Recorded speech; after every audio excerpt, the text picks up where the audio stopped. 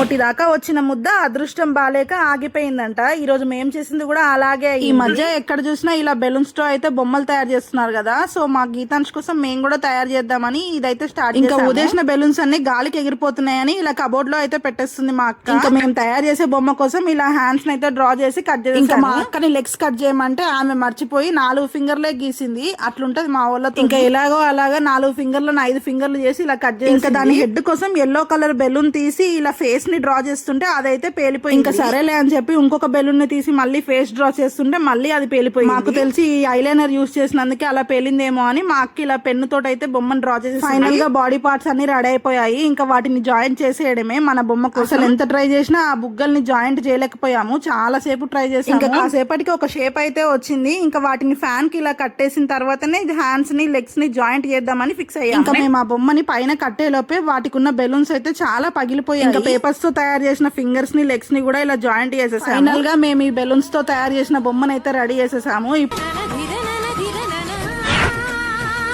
Just ఒక 10 minutes కి ఇలా ఊసిపోయి అయితే కింద పడిపోయింది. మళ్ళీ తగిలిస్తే ఇలా బెలూన్స్ అన్ని అయితే పేలిపోయాయి. ఈ వీడియో నచ్చితే సబ్స్క్రైబ్ చేసుకోండి.